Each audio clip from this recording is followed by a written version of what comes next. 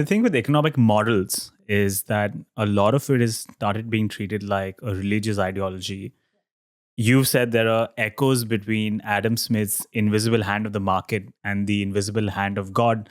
And this ideology goes even further. So, neoliberalism, free markets, free trade, this is the only way things are going to work. You've also established that globalization, the way it emerged in the 20th century, it didn't meet any of its goals, even if it had good intentions when it started. You charted this in the collapse of globalism as well. So let's get everyone up to speed again. What are the problems with this new liberal approach of free markets, free trade? What was the problem with globalization? What was it supposed to do? Why didn't it work? The Invisible Hand. What is the name of the book? Adam Smith's Wealth of Nations. Wealth of Nations. Wealth of Nations. The Wealth of Nations is a left of center book. The economic theories in it were designed to work for a medium-sized town, which had a handful of factories. That's what it's written for. If you sit down and read it. Now, 90% of the people, neoliberals, et cetera, in universities read the extracts. So they have no idea, when he talked about the invisible hand, of the context of the use of the phrase invisible hand. He was not referring to how to organize a country, let alone the world. He was talking about how to organize a handful of factory owners. He's not talking about the wealth of a nation? Well, you have to go back and look at what he was very clear about what he was aiming all of his arguments at. And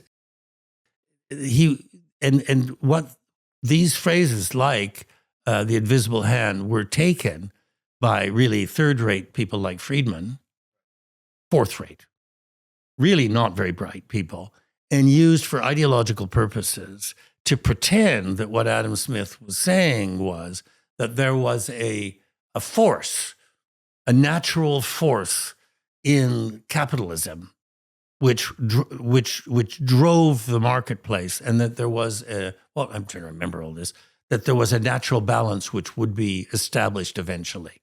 Well, we've been at this since this particular approach since 1780.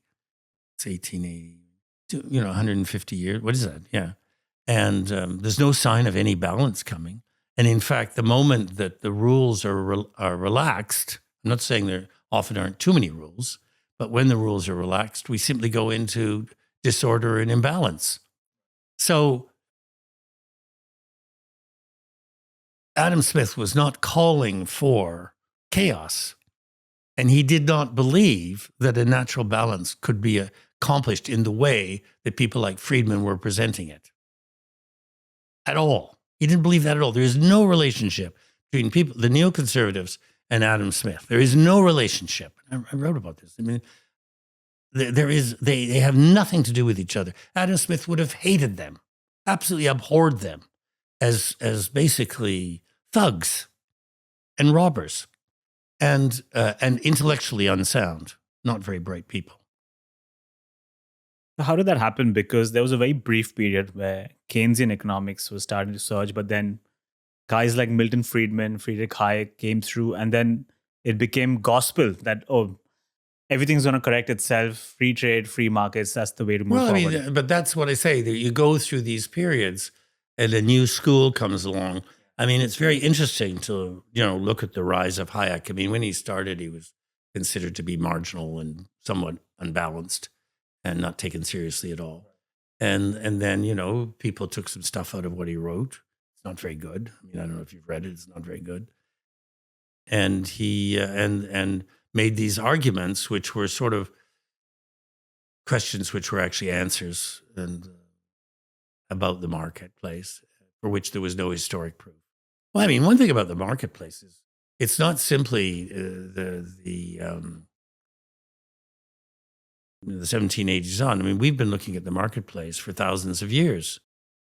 I mean, we know how the marketplace worked in the Roman Empire. There's a lot written about it in Greece and in Iran. It wasn't called Iran.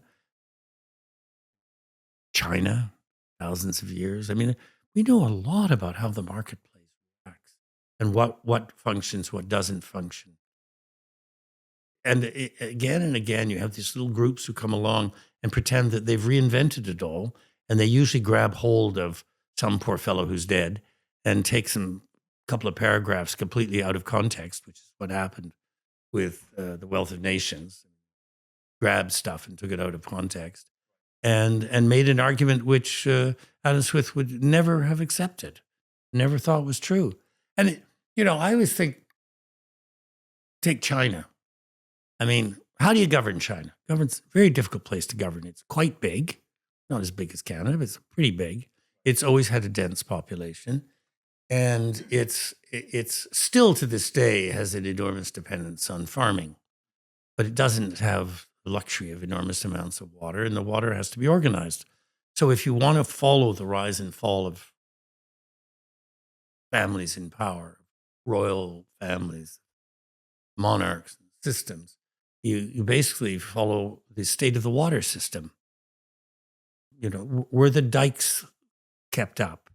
Were the systems for sending the water into all the fields, the thousands and thousands and thousands of kilometers of water systems, which allowed the farming to take place, which meant people didn't starve to death? And what you find is that each time the ruling family starts to decline, the sign of its decline is a decline in the upkeep of the water systems. And then you start to have people starving, people not able to grow food, and then you have floods because the dikes have broken down. And the next thing you know, there's a revolution or a coup, and there's a new family that comes in and fix it all up again. Now, that's a pretty quick analysis of China, but that's pretty important in China. And it was not unimportant in the rise of Mao, the original rise of the Communist Party. I mean, it was part of it, that the whole place under the declining dynasty had so declined that the agricultural world had fallen apart. And there was a civil war, but the civil war came out of the poverty of part of the population. And suddenly there were generals making money out of this and that. And, if you took power, you had to get rid of corruption, but you had to fix up the countryside. And I've traveled a reasonable amount about the countryside in China. And I can tell you that question of, does the water system work? It's as true today as it was 1,000 years ago. Now, maybe they've thought up a few things that are a little more permanent. Not really, because it's all got to move. You've got to, water over there, water over there, water over here. And it's got to work, right? It takes a lot of effort. And if it doesn't work, that's degeneracy and the end of a regime. So, I mean, if you come back to the West, you see this, if you look at us today and you say, well, they're fiddling all the numbers about unemployment and underemployment and part-time employment, employment without guarantees, employment without services, without protections, and so on. And they're creating a kind of confusion so that people don't know how badly people are doing and how desperate people are. But how can you tell people are desperate? Well, they're voting for people who are not mainstream. That's how you tell. That's what happened in the 1930s. That's how people like Hitler and Mussolini came to power, because the structures were falling apart. The mainstream were not doing their job. And so these marginal loonies who knew something about getting power and were willing to kill people to do it, figured out what to promise in order they would put the structures back in place.